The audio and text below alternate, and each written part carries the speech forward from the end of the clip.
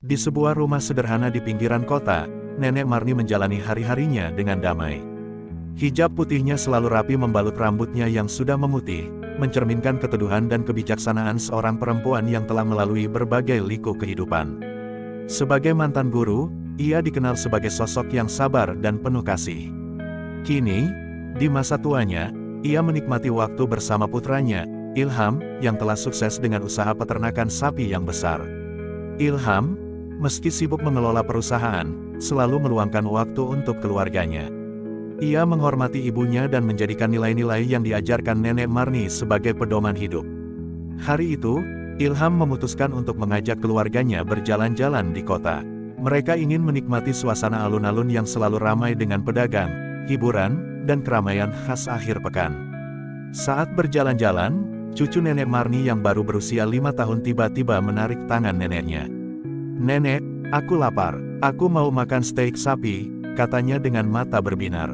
Nenek Marni tersenyum lembut. "Baiklah, sayang. Ayo kita cari restoran." Mereka menemukan sebuah restoran steak yang terkenal di dekat alun-alun.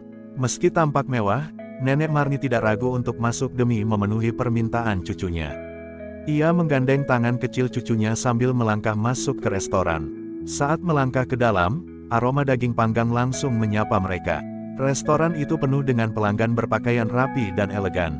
Para pelayan dengan sigap melayani tamu, sementara suasana restoran dipenuhi suara piring dan gelas yang beradu pelan. Nenek Marni, dengan pakaian yang sederhana dan hijab putihnya, tampak mencolok di antara kerumunan.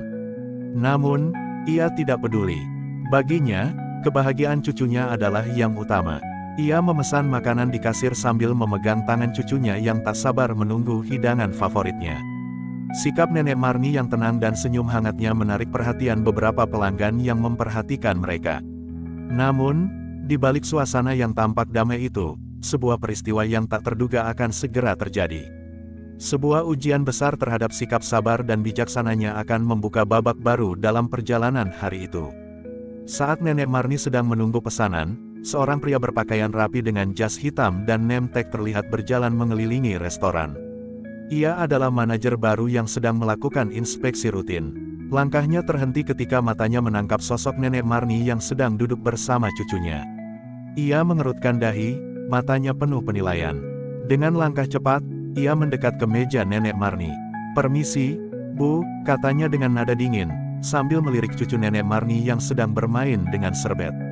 "Apakah Anda yakin bisa membayar makanan di sini? Restoran ini bukan tempat untuk orang-orang seperti Anda." Nenek Marni tertegun mendengar kata-kata kasar itu. Ia mencoba menjelaskan dengan lembut, "Saya hanya memesan steak untuk cucu saya.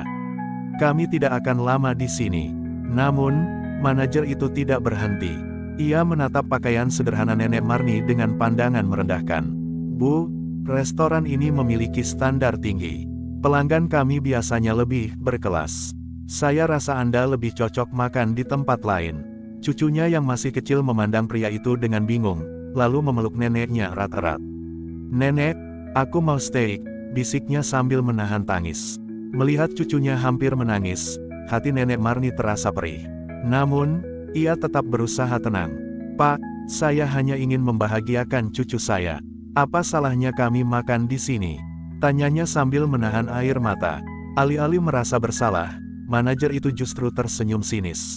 "Kalau Anda tidak segera pergi, saya akan meminta keamanan untuk mengeluarkan Anda," ancamnya. Perkataan itu menarik perhatian pelanggan di sekitar. Beberapa mulai berbisik-bisik, sementara yang lain hanya memandang dengan tatapan simpati. Situasi ini membuat Nenek Marni merasa semakin terpojok. Ia memeluk cucunya erat-erat, mencoba melindunginya dari suasana tidak menyenangkan itu. "Kenapa orang ini kasar sekali, Nek?" tanya cucunya dengan suara kecil. Nenek Marni tidak menjawab, ia hanya mengusap kepala cucunya dengan lembut, berusaha menenangkannya. Namun, dalam hatinya, ia merasa terluka. Ia tidak menyangka ada orang yang tega menghina hanya karena penampilan. Keributan kecil itu akhirnya terdengar hingga keluar restoran, tempat Ilham dan istrinya sedang menunggu. Suara cucunya yang menangis membuat mereka segera mendekat. Dari jarak jauh, Ilham melihat ibunya yang sederhana sedang berdiri di tengah keramaian, dihina oleh manajer restoran. Pemandangan itu membuat darahnya mendidih, dan ia tahu, sesuatu harus dilakukan untuk membela ibunya. Ilham berjalan dengan langkah cepat ke arah restoran, wajahnya tegang dan penuh amarah. Ia melihat ibunya berdiri dengan wajah yang tetap tenang meskipun jelas ada luka yang tersembunyi di balik tatapannya. Di gendongan Nenek Marni, cucunya menangis terseduh-seduh, menatap pria yang terus mengusir mereka dengan tatapan penuh ketakutan. "Ibu, apa yang terjadi?" tanya Ilham dengan suara rendah, namun cukup keras untuk terdengar di tengah keramaian. Nenek Marni menoleh pada Ilham, mencoba tersenyum. "Tidak apa-apa, Nak, hanya sedikit salah paham." Namun, sebelum Nenek Marni sempat menjelaskan, manajer restoran itu menyela dengan nada angkuh. "Oh, jadi ini putra Anda. Maaf, tapi saya hanya menjalankan aturan restoran. Kami tidak bisa melayani pelanggan yang tidak terlihat pantas makan di tempat ini." Kata-kata itu membuat Ilham semakin marah. Ia menarik napas panjang, mencoba menahan emosinya. Namun, melihat anaknya menangis dan ibunya dihina di depan umum, ia tidak bisa diam saja. Dengan tegas, ia berkata, "Siapa Anda sampai berani memperlakukan ibu saya seperti ini?" Manajer itu, yang tampaknya tidak mengenali Ilham, hanya tersenyum sinis. "Saya adalah manajer di sini. Tugas saya memastikan restoran ini tetap memiliki reputasi yang baik. Dan maaf, keluarga Anda tidak cocok dengan tempat ini." Ilham memandang pria itu tajam. Ada keheningan sejenak yang membuat suasana semakin tegang. Para pelanggan yang menyaksikan mulai berbisik, mencoba menebak apa yang akan terjadi. Dengan suara dingin, Ilham berkata, "Anda tahu siapa saya?" Manajer itu mengangkat alis, tampak tidak peduli. "Harusnya saya tahu. Anda pikir Anda siapa?" Ilham tersenyum tipis, namun jelas ada kemarahan yang membara di balik senyuman itu. "Saya Ilham, pemilik perusahaan yang menyuplai daging sapi untuk restoran ini. Jadi, bisa saya katakan, setiap potong steak yang Anda jual berasal dari peternakan saya." Kata-kata itu membuat manajer terdiam. Wajahnya yang sebelumnya penuh percaya diri kini berubah pucat. Ia menelan ludah, mencoba mencari kata-kata, tetapi tidak ada yang keluar dari mulutnya. Ilham melanjutkan dengan nada tajam, "Dan Anda baru saja menghina ibu saya, wanita yang telah mengajari saya semua nilai yang membuat saya sukses hari ini. Anda tidak hanya menghina ibu saya, tetapi juga merendahkan keluarga saya di depan umum." Keributan ini akhirnya menarik perhatian pemilik restoran, yang segera datang untuk melihat apa yang terjadi. Saat pemilik restoran itu tiba, Ilham menatapnya dengan dingin. "Kita perlu bicara," katanya, sebelum berbalik menuju ibunya yang masih berdiri dengan cucunya. Ilham meraih anaknya dari pelukan Nenek Marni, sementara istrinya membantu sang nenek keluar dari restoran. "Ayo, Bu, kita tidak butuh tempat ini," katanya dengan nada penuh hormat kepada ibunya. Di luar restoran, Nenek Marni memandang putranya dengan lembut. "Nak, kau tidak perlu marah. Mungkin dia hanya tidak tahu siapa kita." Ilham menggeleng pelan. "Bu, ini bukan soal siapa kita. Tidak ada satupun orang yang berhak diperlakukan seperti itu. Tidak peduli penampilan atau latar belakang mereka." Nenek Marni tersenyum kecil, meskipun hatinya masih terasa berat. Ia tahu, putranya sedang melakukan apa yang benar, tetapi ia juga tidak ingin menjadi penyebab keributan. Namun, Ilham telah memutuskan, keadilan harus ditegakkan, dan harga diri ibunya adalah hal yang tidak bisa ditawar. Pemilik restoran, seorang pria parubaya yang dikenal ramah, ia telah mendengar keributan dan menyadari bahwa sesuatu yang serius sedang terjadi. Saat ia melihat Ilham berdiri dengan wajah tegas dan manajernya tampak pucat, ia tahu ada masalah besar. "Pak Ilham, apa yang terjadi?" tanya pemilik restoran, mencoba meredakan suasana. Ilham menoleh perlahan, matanya tajam menatap pemilik restoran. "Tanyakan kepada manajer Anda, ia baru saja menghina ibu saya dan mengusirnya dari restoran ini, hanya karena penampilan kami sederhana. Apakah ini nilai yang diajarkan di sini?" Pemilik restoran menatap manajernya dengan terkejut. "Apakah benar ini yang terjadi?" tanyanya dengan nada tinggi. Manajer itu tergagap. Saya tidak tahu siapa mereka.